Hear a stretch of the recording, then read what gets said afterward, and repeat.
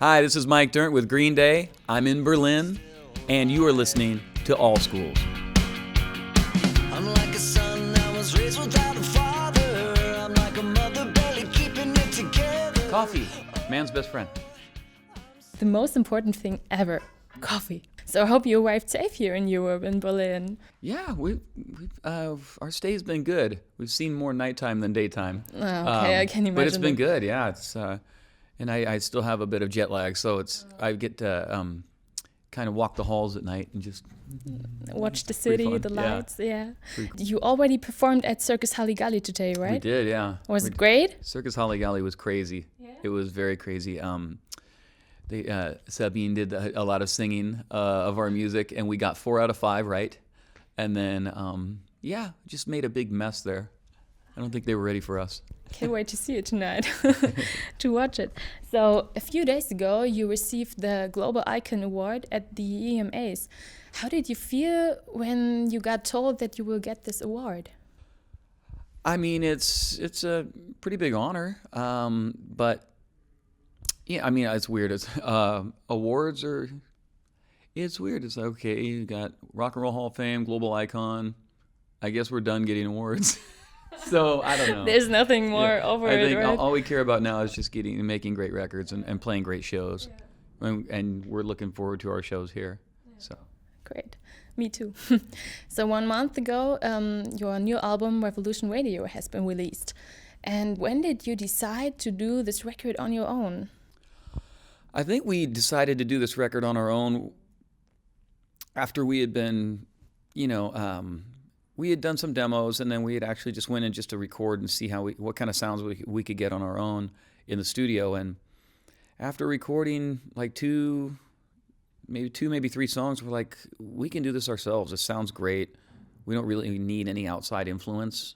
And everything was just working. Plus the studio is so small, nobody else is going to fit in there. Okay. And Trey just said in an interview that he actually always had a drum tech around him since Dookie or something. And what was the difference now that you are on your own in the studio and nobody else was around you? What else was the difference? I mean, I think the difference is really that all the sounds you hear on that record were created by us. Trey tuned all of his own drums. He went through about 20 different kick drums to find that kick drum sound. I love the way Trey tunes drums. He's always tuned drums really good. So that was one important thing. And then as far as my gear, I really just wanted to use one really good bass, which was one of my Fender signature basses that I use. And then I helped Fender design the amp that I actually use too. So that was kind of interesting. It's like, oh wow, so this thing I've been working on for a couple of years is now on my record, and it sounds great. Yeah. So, yeah, it was just all us. It was fun. But have you ever worried that it wouldn't work to record it on your own? We've always produced every one of our records alongside. If there was another producer working with us, they were working with us, but we were there 24 hours a day in every single part of it. So there's not really a whole lot about recording that we don't know. Where a producer can help a band, a band like Green Day, we've been doing this for 30 years. We know what we're doing now, but where a producer can really help us is if we're, like Butch Vig really helped with 21st Century Breakdown, because we had written like 70 songs, and we really weren't sure, it was more of like an organizational thing for what songs, were screaming out to us and stuff. With this record, it was more concise, and we knew what we were doing. Didn't need any help. But you let it mix in Wales, I think. Why have you chosen Andrew for that, to let it mix in Wales? You didn't mix it in California, that's just right? how he does it. He mixes like on his computer from home, and he did an amazing job. Really, we sent it out to a couple different people, and they came back and we're like, you know what, this sounds incredible. So kind of just couldn't argue with it. I don't care how my thing is, we weren't there. He was there. We would send him the tracks, and then he would mix. And then eventually he came out to Los Angeles, and we sat there and we finished the process together. Mm-hmm. So spent like 2 days doing that. It's actually not so long. Yeah, so we got in the really end. close. He got all the songs very, very close, and then we spent 2 days just fine tuning them, and it turned out great. Oh, cool.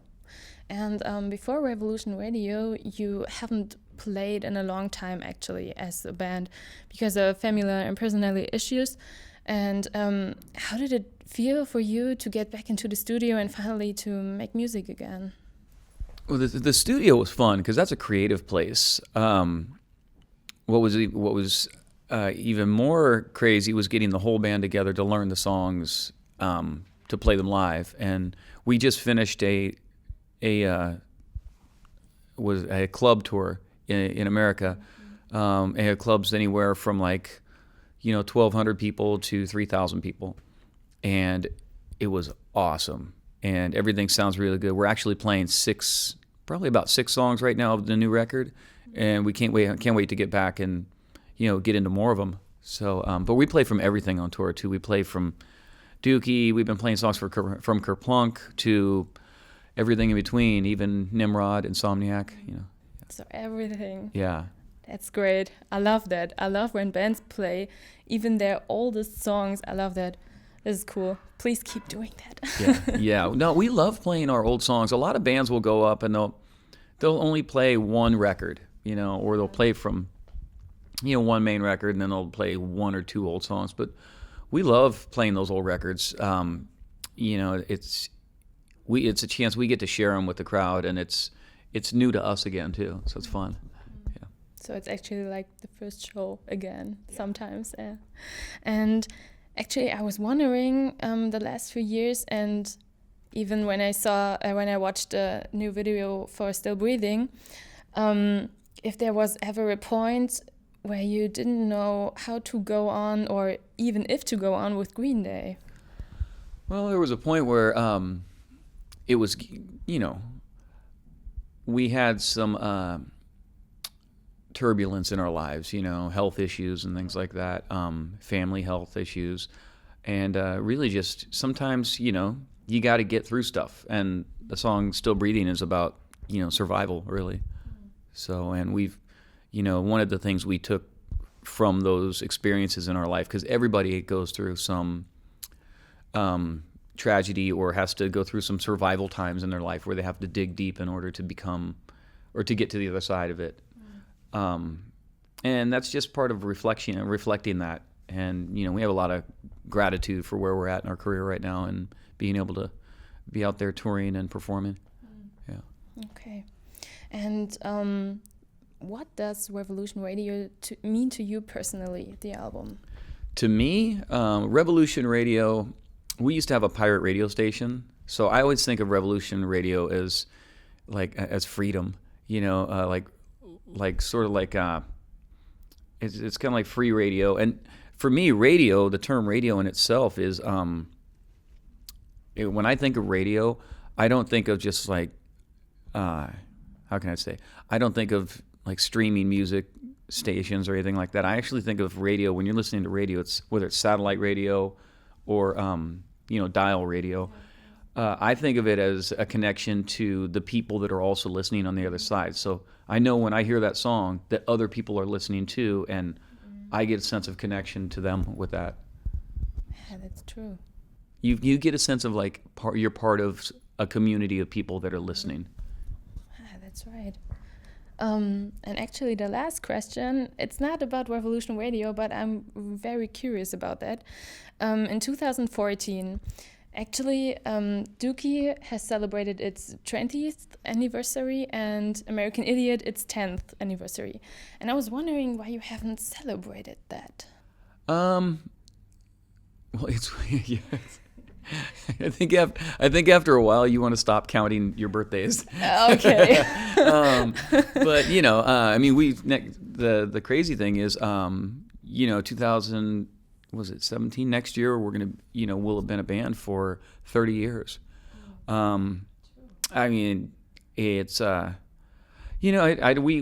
guess the celebration was yay, Instagram. Hey, dude, the album Doogie's 20 years old. The modern time today. My album's older than everybody. So, what was it? And we talked to an interviewer the other day, And he said that the album Dookie was older than him. And I kind of laughed, and which is probably the same here. No. Okay. I was born 1993. Yes. Yes, 1 year older than So Dookie. I guess the thing is, I don't know, even before this last break, we never really stopped and looked backwards. We always like to look forward.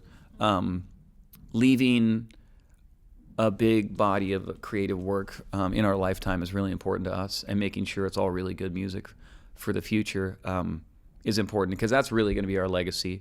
And then we'll let people celebrate that when we're long dead and gone. So. Oh, I don't want to think about that. I celebrate every day. Every day I wake up, still breathing.